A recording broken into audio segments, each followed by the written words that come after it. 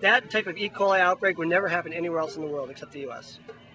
We're the only food system that would transport spinach from 3 counties in California over the entire country in 2 weeks that's contaminated, so it would kill a woman in Manitowoc County, Wisconsin. And that could only happen in the U.S. because our food system is that set up to distribute problems so quickly.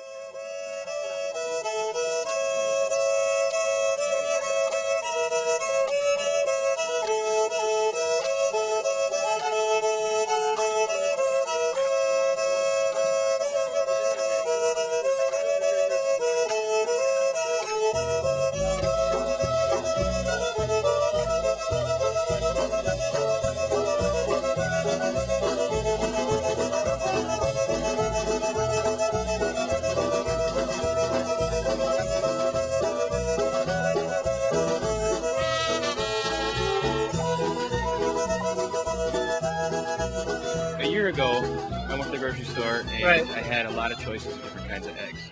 Right. Now we've got Topco Okay. and Food Club, Right. Yeah. same company, Right. selling this full circle organic brand. Yeah. Right. Which is like their generic organic. Do you know anything Yeah. about that company? I mean, No, not much. I mean, that's what's happening though. Is all the big retailers are going to do their own in-house organic label, which is going to be sourced from who knows where, China. Well, I mean, not for eggs probably, but I mean they're going to probably have giant factory-style organic egg farms producing those eggs. Yeah. So can we trust the organic label on those? No, I wouldn't. But I mean, I don't trust the organic label in a lot of ways. I mean, if people ask me, do you buy organic or buy local? I always say buy local first, because the organic could be coming from Guatemala, China, I don't think so. Well, what you know, kind wherever. Somebody else, so I'm What not kind really of sure. inspection do they get to make sure that they're organic? Well, you're supposed to be certified organic, but certification system is being corrupted. So like you can go buy these certified organic chicken farms where they're supposed to have pasture access, and there's like a little tiny door with a pasture outside, and the chicken might stick its head out once in a while, but they don't go outside.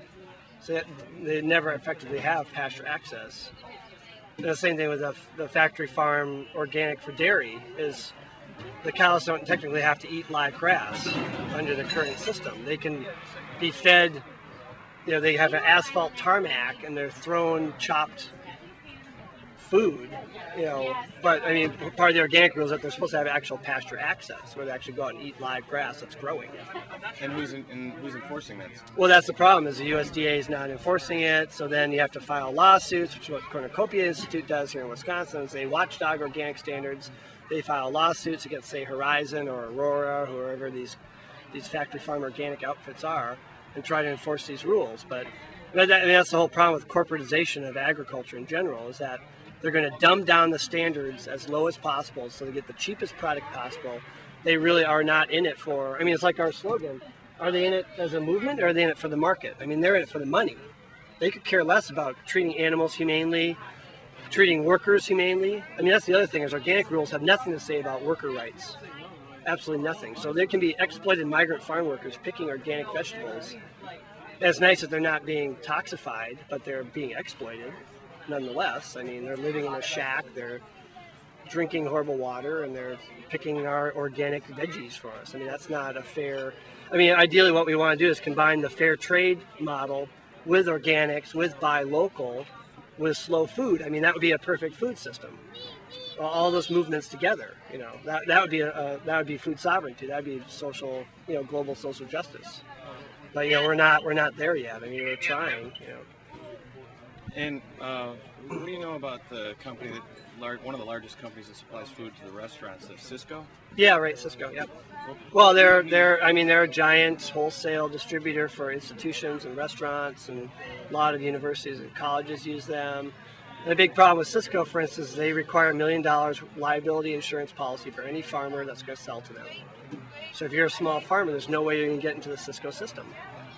And then they require these huge volumes at a massive discount, which, you know, once again, most farmers can't get into that system. So I've heard about universities that, you know, finally convinced Cisco to buy chickens from down the road, from Farmer Joe down the road, who has pasture chickens. And he's selling them for $3 a pound. By the time Cisco manages to get it through their entire bureaucracy to the college 5 miles away, that's doubled in price.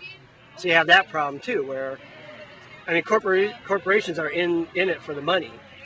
And so you have that type of markup, and then people go, well, organic food's expensive. Well, I can tell you why it's expensive. Cisco just doubled the price on you. That's why it's expensive.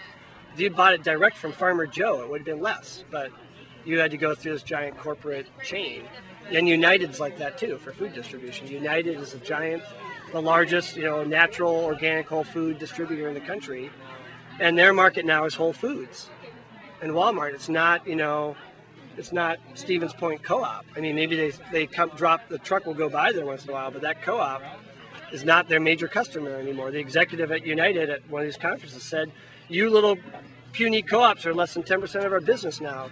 We don't care what you have to think. All we care about is what Whole Foods wants, what Walmart wants. Those are our big, those are our big customers now. You people don't matter anymore.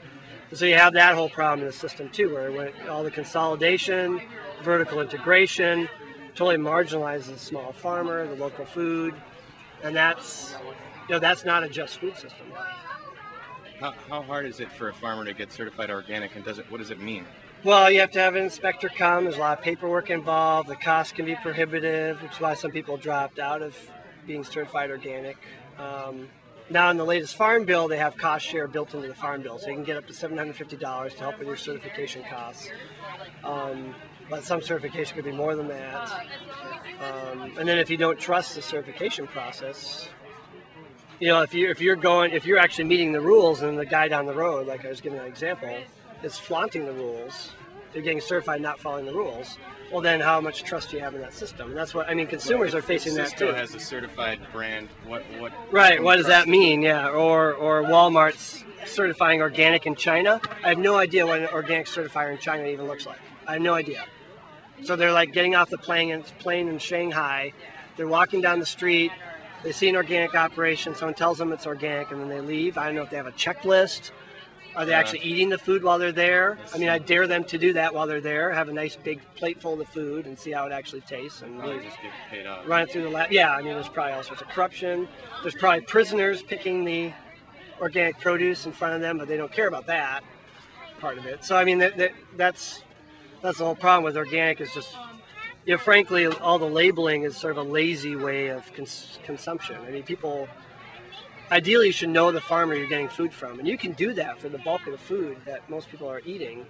Can still be sourced locally. I mean, if you're not going to want to eat mac and cheese all the time, you can, if you actually buy fresh food and cook it yourself, you actually might be able to meet the farmer that grew it and have confidence in the food system. But